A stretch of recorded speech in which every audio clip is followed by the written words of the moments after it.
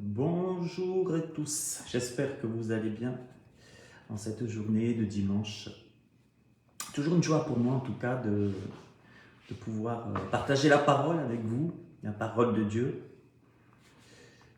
Et je vous souhaite vraiment la bienvenue à vous. Et aujourd'hui, cette semaine, j'avais à cœur de parler, suite à mon dernier article, de la compétition spirituelle d'Élie. Je répète, la compétition spirituelle d'Élie.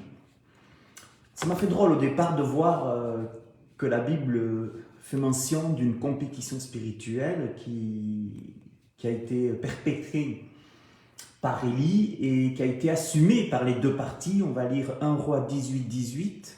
Élie répondit: Je ne trouble point Israël.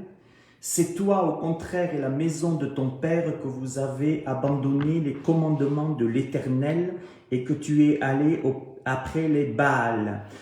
Ici, donc le prophète Élie est en train de parler au roi du nord qui était le roi Akab, qui était un roi très impie, marié à une femme nommée Jézabel, on va y venir.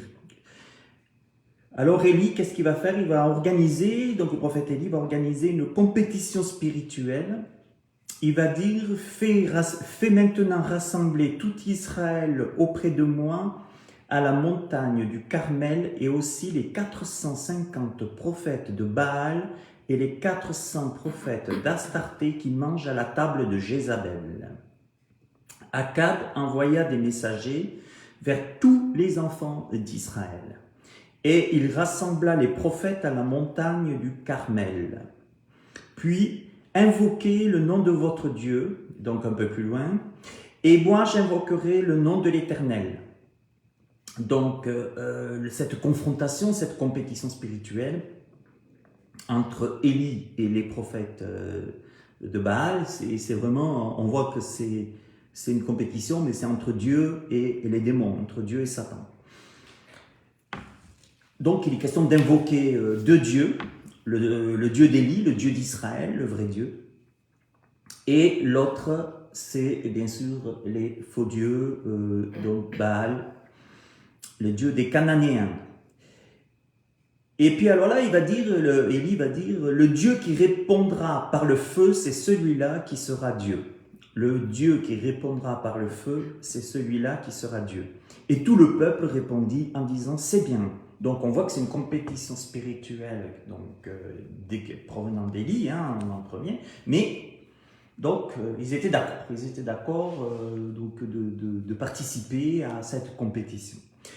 C'est vrai que j'ai choisi le mot compétition parce que c'est quelque chose qui est très parlant, qui est très fort, alors que Dieu avait dit, tu ne tenteras pas l'Éternel, ton Dieu. Et là, on dirait que Élie, c'est comme si Élie est en train de tenter Dieu en disant, j'organise une compétition spirituelle et Seigneur, voilà. Donc il avait une grosse foi, une grande foi, mais en dehors de sa foi, parce que nous allons voir que sa foi pouvait être aussi très vacillante comme la nôtre, elle pouvait être très vacillante, même après, on va le voir. En tout cas, c'est une compétition spirituelle.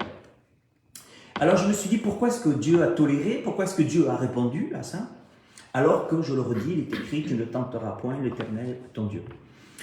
Surtout que le Seigneur a parlé de ça avec Satan.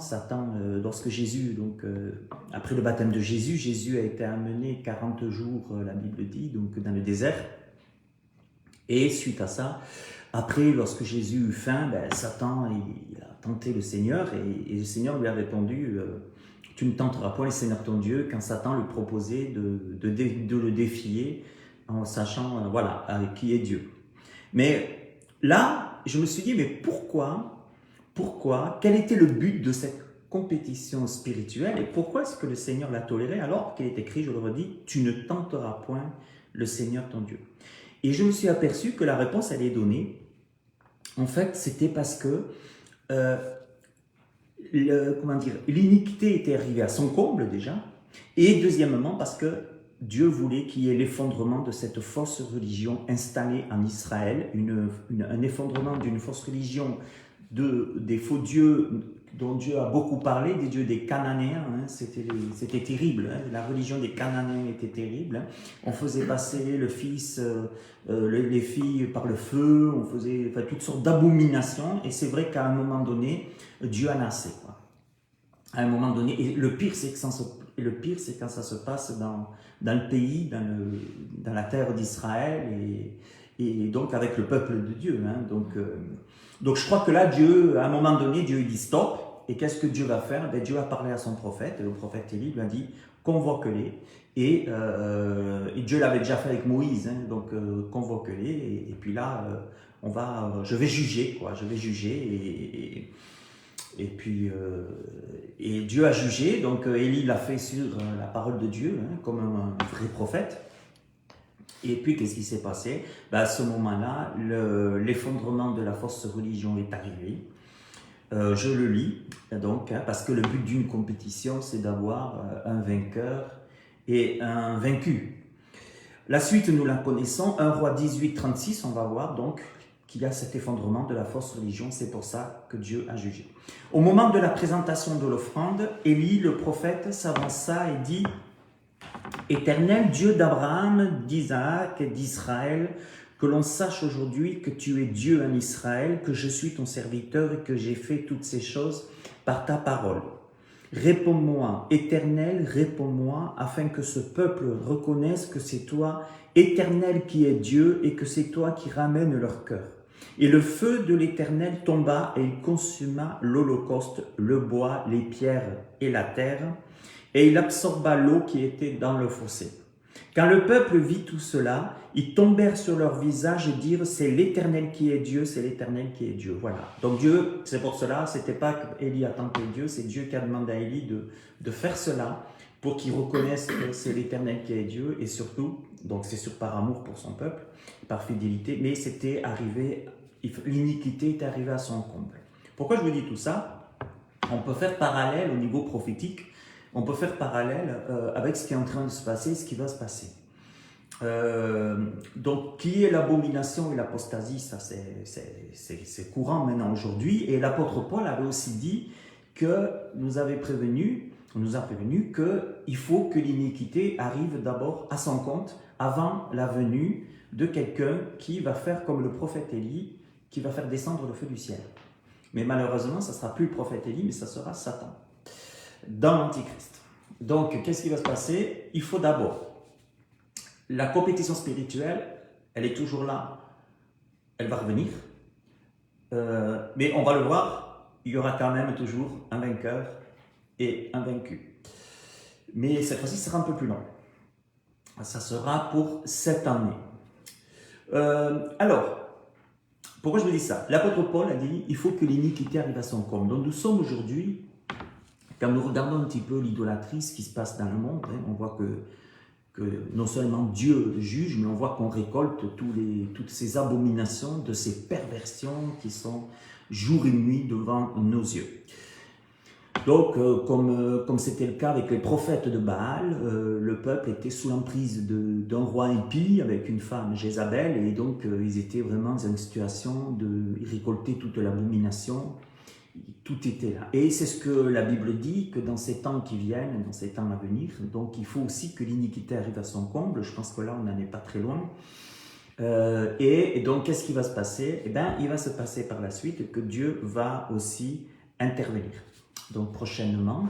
Mais qu'est-ce que cette fois-ci, Satan va faire? Ben, Satan, il va dire, ben, je vais faire comme a fait Élie. Alors, ce n'est pas le prophète Élie. Je vais faire descendre le feu du ciel au travers d'un homme et il va séduire. Suite à ça, il va travailler avec le faux prophète.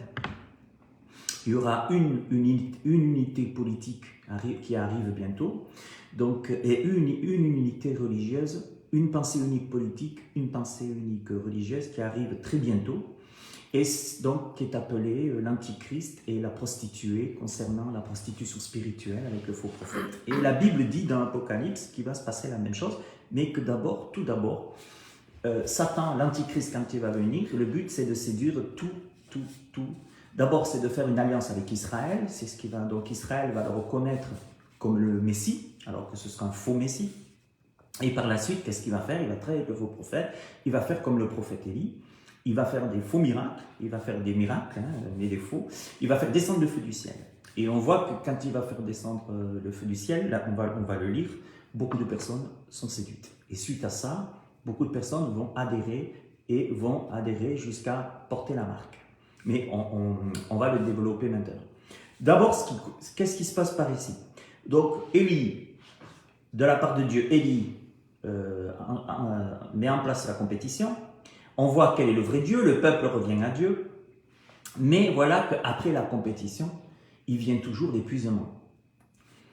Élie aurait pu, excusez-moi, se la péter, il aurait pu se dire j'ai fait descendre le feu du ciel, il aurait pu dire que Dieu ne lui avait pas dit, il aurait pu faire que c'est lui, regardez ma gloire, je fais descendre le feu du ciel, c'est quand même fantastique, regardez, il aurait pu se prendre toute la louange, toute la grâce, mais voilà que, vous savez, l'orgueil spirituel, Dieu aussi agit pour nous faire comprendre que nous portons ce trésor dans des vases de terre, que nous sommes bien si fragiles. C'est pour ça qu'après la compétition, on voit du tout que Élie, non seulement il n'était pas Dieu, mais il n'aurait pas accepté, tout comme l'apôtre Paul à Éphèse, il n'aurait pas accepté qu'on le prenne pour Dieu, mais il vient l'épuisement.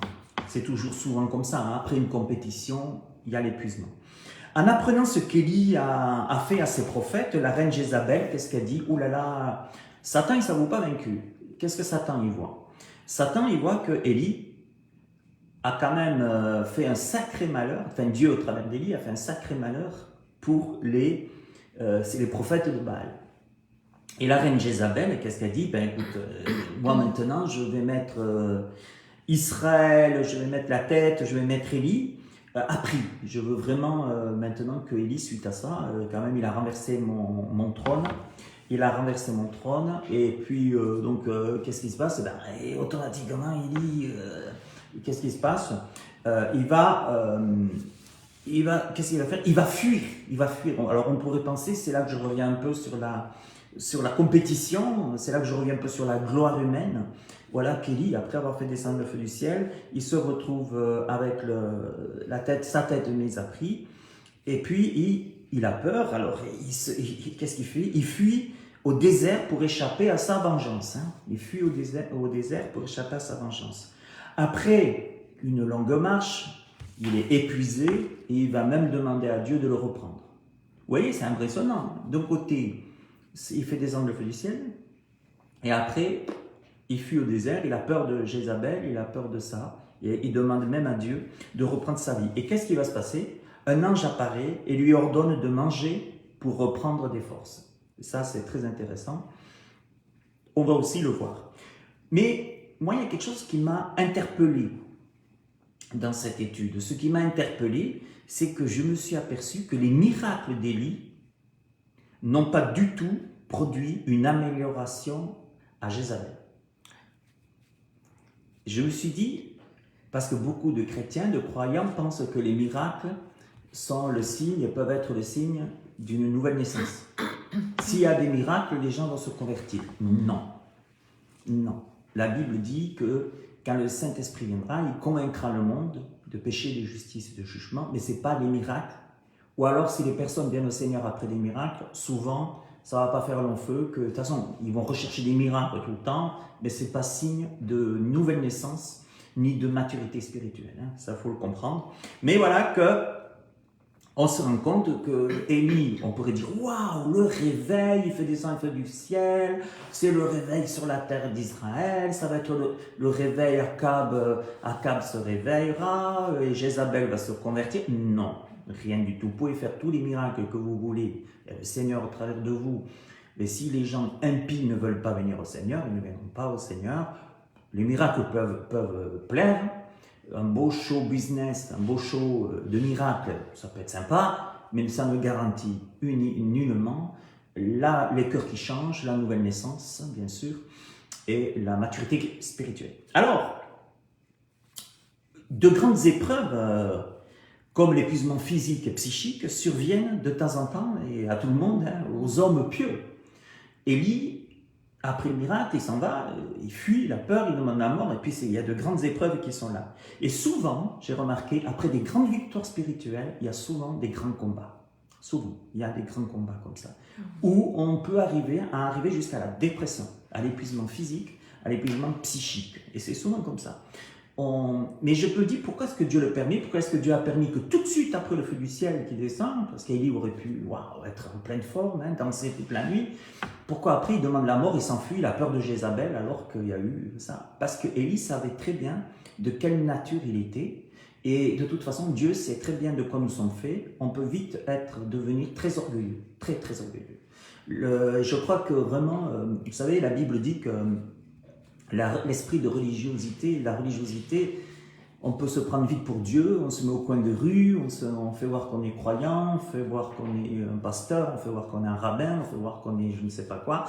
Attention à l'orgueil, parce que l'orgueil précède la chute. Et souvent, après des grandes victoires spirituelles, comme a vécu Élie, comme nous en vivons nous-mêmes, il y a des moments où on peut avoir une dépression, où on peut avoir des dépressions physiques, des dépressions psychiques, demander la mort même, hein, donc c'est ça.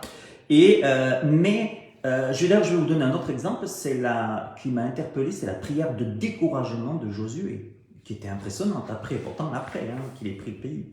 Regardez bien. Josué 7, vous voyez qu'Élie demande la mort et Josué, lui, c'est une prière de découragement, carrément. Josué 7, 6, Josué déchira ses vêtements et se prosterna jusqu'au soir le visage contre terre devant l'arche de l'Éternel, lui et les anciens d'Israël, et ils se couvrirent la tête de poussière. Josué dit: Ah Seigneur éternel, pourquoi tu fais passer le Jourdain à ce peuple pour nous livrer entre les mains des Amoréens et nous faire périr? Or, si nous eussions su rester de l'autre côté du Jourdain, de grâce Seigneur, que dirais-je? Après qu'Israël a tourné le dos devant ses ennemis, les Cananéens et tous les habitants du pays la prendront, ils nous envelopperont et ils feront disparaître ton nom de la terre. Et que feras-tu pour ton grand nom? L'Éternel dit à Josué: Lève-toi, pourquoi restes-tu ainsi couché sur ton visage? Pourtant, Élie fait descendre le feu du ciel, menace démoniaque par Jézabel, persécution, Élie demande la mort. Josué passe le pays promis, miracle, Dieu fait le miracle, Dieu avait ouvert déjà la mer Rouge, Dieu fait passer le Jourdain. Qu'est-ce qui se passe? Josué déchire les vêtements, il voit les gens qui sont en face de lui, il voit tout ça, comme Jézabel, je vais mourir, on va mourir, pourquoi Seigneur, pourquoi Seigneur? Alors, quand j'ai vu tout ça, je me suis dit, finalement, ça ne sert à rien de trop jouer les héros spirituels, parce que de toute façon, vous savez, les donneurs de leçons, à un moment donné, se retrouveront comme Élie et comme Josué, comme moi, comme vous tous. On est tous de la même trempe, et il y a des moments, après les grandes victoires, où on peut avoir des moments de doute, des moments difficiles, des moments de persécution, d'attaque. Mais vous savez, toute chose concourt bien de ceux qui aiment Dieu, parce que Dieu a ses plans derrière tout ça. Moi, quelque part, je suis content que Dieu nous montre que c'est quand qu'on est faible qu'on est fort, finalement, parce que c'est là que la puissance de Dieu agit. Mais ce n'est pas quand on est fort que la puissance de Dieu va agir, quand on se croit fort que la puissance de Dieu va agir. De temps en temps, on a besoin un peu de descendre, de redescendre, et si on ne le fait pas, c'est Dieu qui le fera. Nous remettre juste à notre niveau pour comprendre quelle est sa grâce et sa puissance, et que de toute façon, s'il se retirait de nous, on retournerait à tout ce qu'on a vomi dans le passé. Mais je me suis aussi aperçu, dans cette étude, qu'être faible, ce n'est pas un péché. Moi, on m'a souvent dit que c'était un péché. Eh bien non, dans la Bible, être faible, ce n'est pas un péché. Je vais vous dire pourquoi. Déjà, j'ai bien aimé cette déclaration de quelqu'un qui a dit « Nous pourrions définir la faiblesse comme la limitation de notre sagesse. » J'ai beaucoup aimé. Notre faiblesse égale la limitation de notre sagesse. Donc à un moment donné, vous savez, on se croit sage, on se croit fort, mais des fois quand on est faible, on se rend compte qu'on n'est pas si sage que ça, et qu'on n'est pas si fort que ça. Je continue.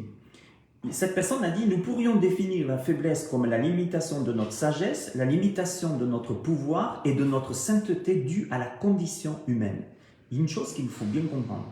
On restera, on peut faire descendre le feu du ciel, on peut guérir des malades, on peut chasser des démons, on peut guérir des lépreux, on peut faire plein de choses. Mais notre sagesse restera limitée, notre pouvoir restera limité, notre sainteté due à la condition humaine restera limitée. Je vous dis ça pourquoi? C'est parce que on est homme, on est charnel, d'accord? Et quand Dieu agit en nous, là on peut dire on est fort. Quand Dieu agit, parle au travers de nous, on peut dire il y a une autorité. Hein? Ça, c'est les disciples qui étaient partis. Ouah, Seigneur, ils reviennent vers le Seigneur, les démons nous sont soumis. Jésus a dit, je sais, je voyais Satan tomber du ciel comme un éclair. Parce que Jésus priait pour eux et que c'était la parole de Dieu qui était forte, mais pas la parole des disciples. Jamais. Donc, de temps en temps, il faut que Dieu nous ramène à notre condition. Hein? Et l'apôtre Paul, il aurait pu dire, waouh, j'ai été ravi au 3e ciel. C'est qu'il le dit, hein, c'est lui. J'ai vu, et puis quand même, le 3e ciel, entre nous, c'est le ciel où il y a Dieu, il y a le Seigneur, c'est le plus haut. J'ai entendu, le Seigneur m'a révélé l'Église et tout. On pourrait se dire, waouh, génial, Paul, alors là, magnifique. Mais après, poum, un ange de Satan va le souffleter, va le gifler, il y aura une écharde qui sera là par la suite. Parce que la meilleure façon, vous savez, il faudrait que nos parents, il faudrait arrêter dans l'éducation des enfants de faire des enfants des dieux. Il faudra arrêter.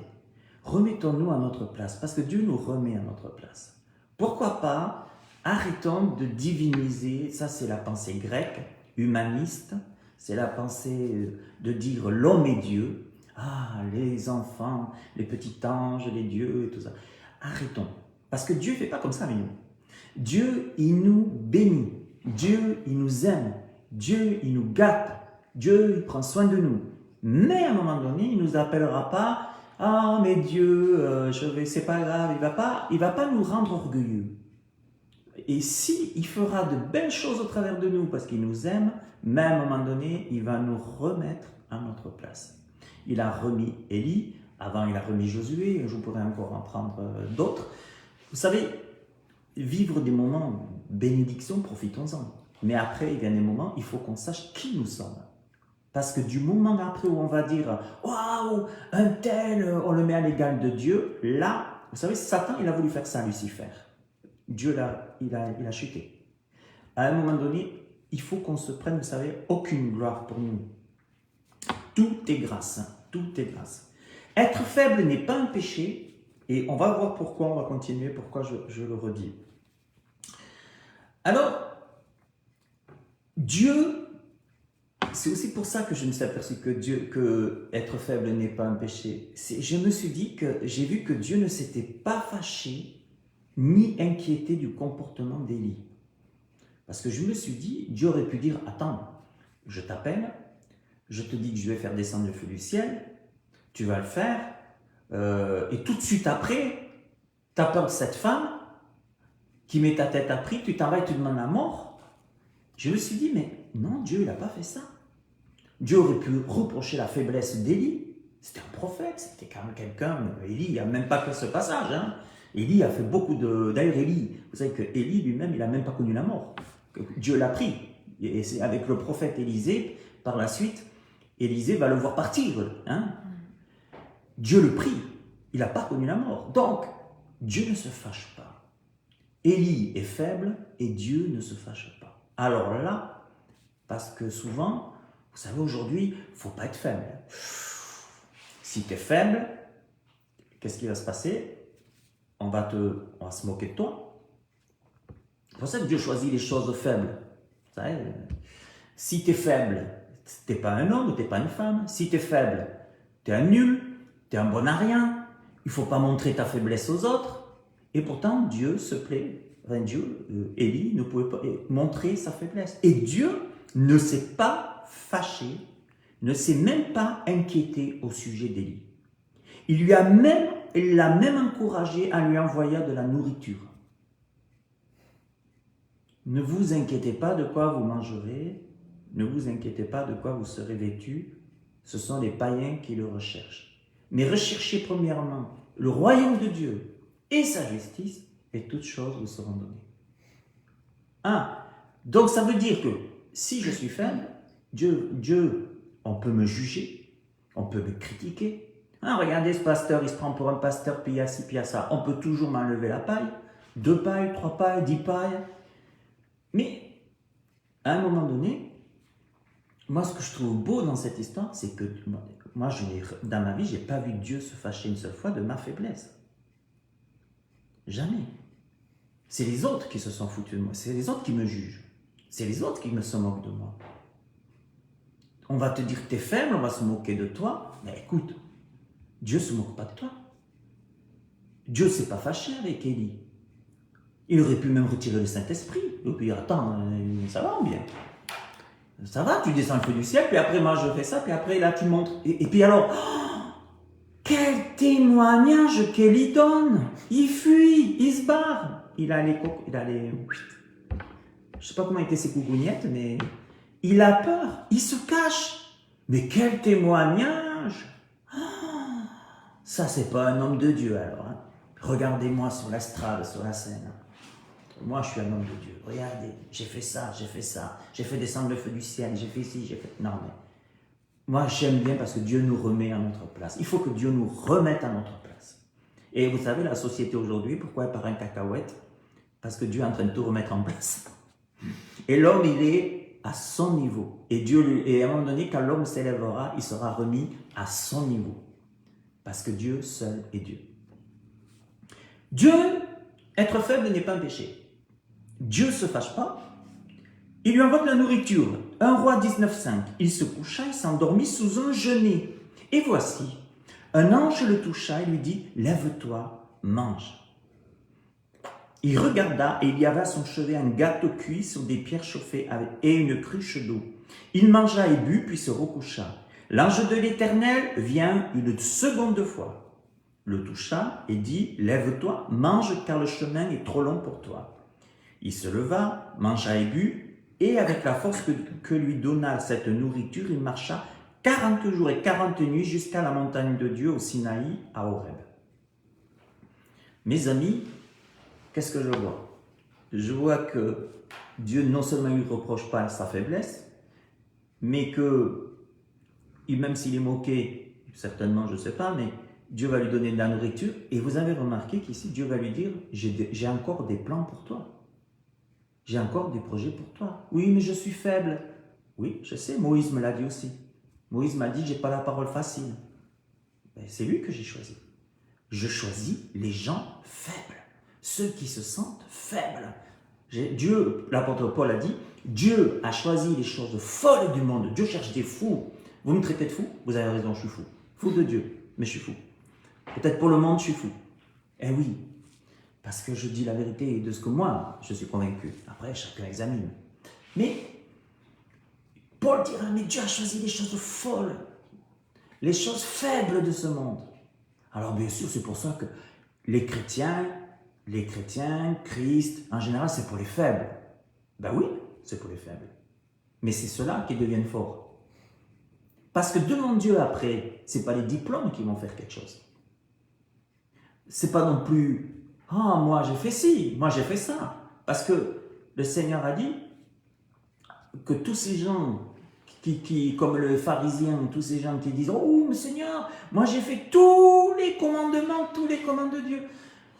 Oh, mais moi j'ai chassé des malades, j'ai guéri, j'ai chassé des démons, j'ai guéri des malades et tout. Je ne te connais pas. Dieu, c'est normal si on vous dit que de toute façon Jésus c'est pour les faibles. Oui, Jésus c'est pour les faibles. Ceux qui se reconnaissent faibles. Et c'est alors que quand ceux qui se reconnaissent faibles, c'est quand nous sommes faibles, c'est alors que, comme Élie, nous serons forts.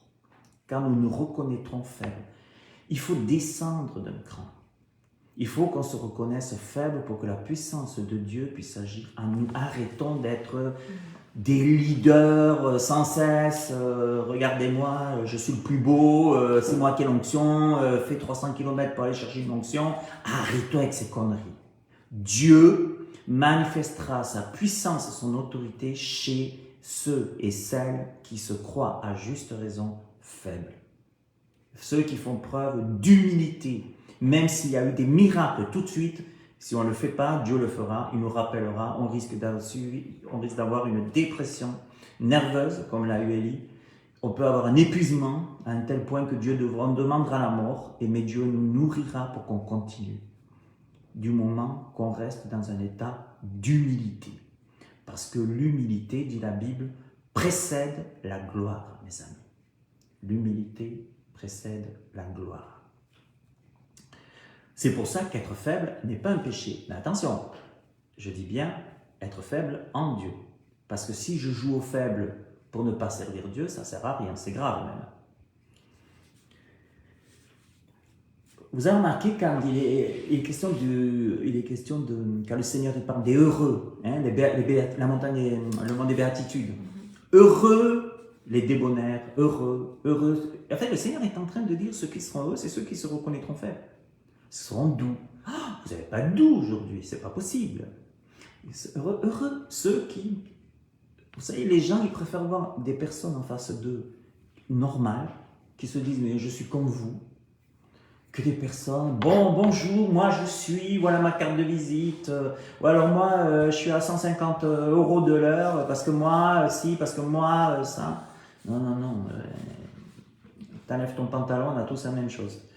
Donc, automatiquement, je veux dire une chose, être faible dans le Seigneur n'est pas un péché, au contraire, Dieu les cherche pour faire des miracles.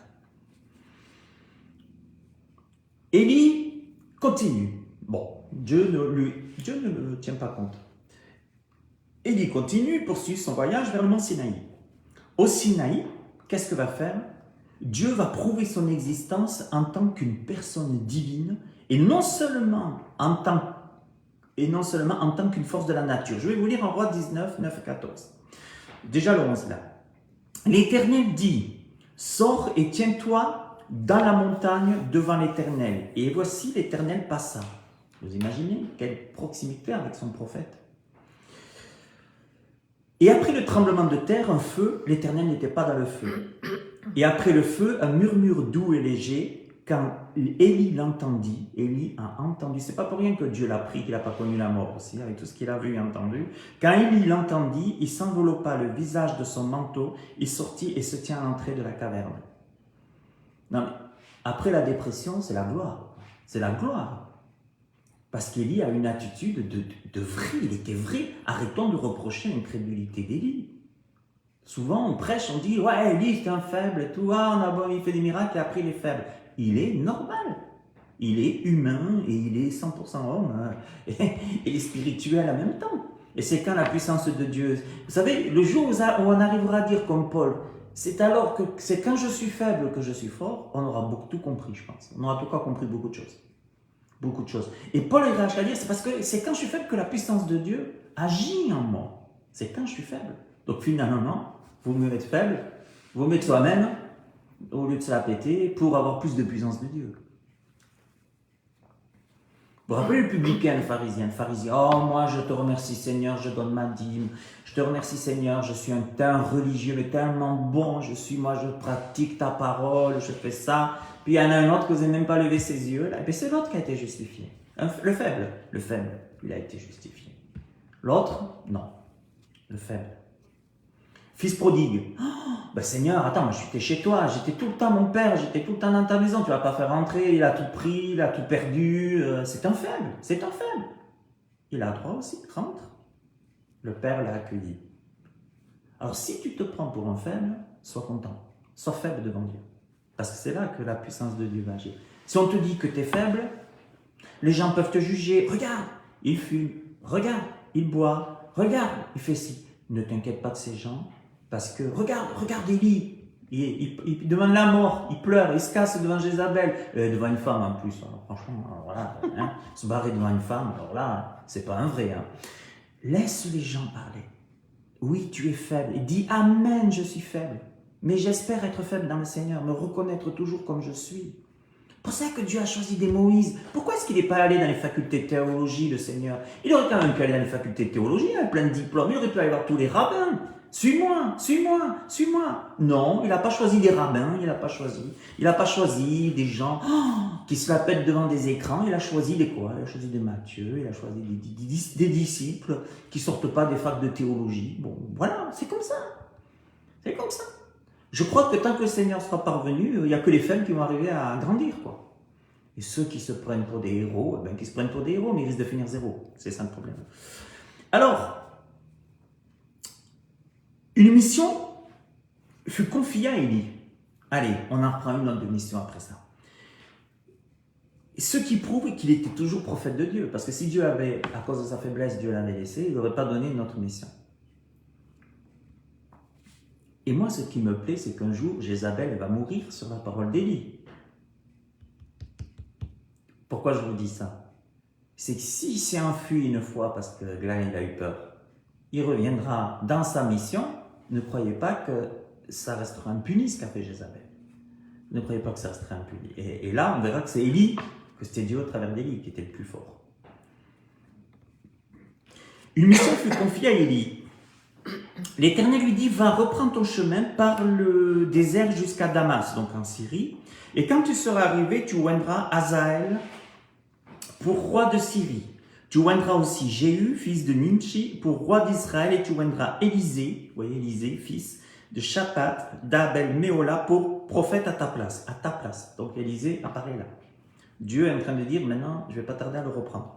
Dieu a eu à tout moment un groupe qui lui est resté fidèle, toujours.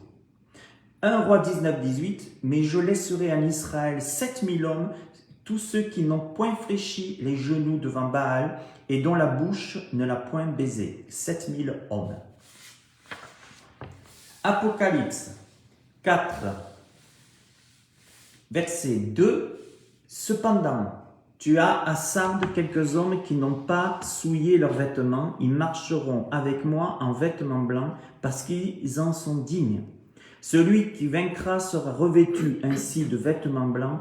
Je n'effacerai point son nom du livre de vie et je confesserai son nom devant mon Père et devant ses anges. Que celui qui a des oreilles entende ce que l'Esprit dit aux églises. Matthieu 24, 12 et 13 et 14. Et parce que l'iniquité se sera accrue, la charité du plus grand nombre se refroidira. On est dans la compétition spirituelle où l'Antichrist vient bientôt faire descendre le feu du ciel, comme Élie. Mais celui qui persévérera jusqu'à la fin sera sauvé. Cette bonne nouvelle du royaume sera prêchée dans le monde entier pour servir de témoignage à toutes les nations. Alors viendra la fin de ce monde. Je voudrais dire pour terminer, ce que je disais au début, c'est que prochainement, il y a une compétition qui s'annonce, qui se prépare entre les hommes, le gouvernement d'ordre mondial, qui se met en place. Là, on lutte beaucoup contre la franc-maçonnerie en France, c'est une grande lutte. Bon, voilà, de toute façon, le gouvernement d'ordre mondial, on y va, tout le monde en veut, de gros, des gens haut placés, que moi j'en veux pas, parce que le Seigneur n'en veut pas non plus. Et puis, mais c'est prophétisé, donc, une politique, une religion, donc ça va se faire, ça se fait. C'est pour ça qu'un crash risque de nous arriver, un crash économique, mais c'est voulu. Donc tout ça est voulu. On effondre tout. Vous savez, pour faire un empire romain, qu'est-ce qu'il faut? On casse tout, on appauvrit tout, puis ça fait un empire. Mais ça vient, c'est ce que Babylone, la Bible appelle Apocalypse. Donc c'est le retour du gouvernement, c'est le retour d'un empire qui se met en place. Mais ce que je voudrais dire, c'est que la dernière compétition, elle viendra, et cette fois-ci, comme je l'ai dit, Satan va faire ce qu'Élie a fait, donc il va s'incarner dans l'homme, le chef du gouvernement mondial, et il va faire descendre le feu du ciel, et suite à ça, la Bible dit que les gens vont être très séduits par l'Antichrist et le faux prophète, et qui vont, suite à ça, bien sûr, adhérer à une marque, et puis ils seront très séduits parce qu'il vient pour rétablir l'économie, vient pour ce gouvernement d'ordre mondial, vient apporter la solution à tous les problèmes, soi-disant. Mais voilà qu'il va faire, cette fois-ci, il fera ce qu'Élie a fait. Et Dieu le permettra. Vous voyez? Et Dieu va le permettre, et ce que va faire l'Antichrist, cette séduction, pour Israël, va durer 3 ans et demi, mais pour toutes les nations, et pour ceux qui seront d'Israël, qui n'auront pas ouvert les yeux, ça va durer 7 ans. Imaginez que pendant 7 ans, l'Antichrist va faire, Satan dans l'homme va faire descendre le feu du ciel comme Élie, va faire toutes sortes de miracles, les gens vont se prosterner, vont adorer et tout ça. Mais voilà, comme je l'ai dit, dans une compétition spirituelle, dans une convocation, il faut toujours un vainqueur et un vaincu. Et voilà qu'un jour, la petite pierre qui va se détacher va venir renverser cette grande statue. À la fin des 7 ans, le Seigneur posera ses pieds sur les monts des Oliviers et renversera tout cet empire, ce dernier empire. Et la connaissance de l'Éternel remplira toute la terre. Pourquoi je vous dis tout ça? C'est parce que ça sera plus long qu'avec Élie là. Là, ça sera 7 ans. Hein. Donc, ça va être plus long, le feu du ciel, les miracles, les faux miracles. Beaucoup de gens, vous savez, le nouvel âge va se régaler. Tous les gens qui sont pour le nouvel âge, qui sont pour que l'homme est Dieu, qui sont, vous savez, sur le piège de Satan, au jardin d'Éden, il y a un nouveau sous le soleil, vous serez comme des dieux. Les gens vont s'éclater. Égoïsme, pognon, luxure, débauche. Même Israël va croire que l'Antéchrist va croire que c'est son Messie, il va le délivrer. Enfin, mais mes amis, c'est une compétition spirituelle que Dieu se... Vous savez, tout est écrit. Satan restera le singe de Dieu de toute façon. Et un jour ou l'autre, cette compétition spirituelle sera finie. Satan sera jeté avec l'Antichrist, sera lié pendant 1000 ans, relâché un petit peu de temps, mais après, il sera définitivement fini. Voilà, je voulais vous dire ça. Soyez faibles, soyez pas faibles, soyez faibles dans le Seigneur. Gardez-vous toujours bien, voilà. Quand on dit soyez fort dans le Seigneur. Alors, fort dans le Seigneur, c'est être faible. Parce que tu peux pas, c'est quand je suis faible que je suis fort. Donc, le chemin qu'il faut passer, ça commence par la faiblesse. Voilà. Alors, vous savez, au départ, les gens, les garçons qui cherchent des filles, veulent se marier. Alors, ouais, salut, moi, tu vois, au départ, ils jouent le fort, tu vois. Puis la fille, elle est là, waouh, je vais épouser un fort. Puis elle va se mettre avec lui, puis à un moment donné, elle se dit, ouais, il n'est pas si fort que ça quand même. Hein. Le premier soir, deuxième soir, je suis fort, je me la pète. Regarde, j'ai mis du parfum et tout. Tu verras avec moi, ma chérie, pas de problème, du fric, amour, santé, joie, beauté, tout ce que tu veux. Non, soyez vous-même.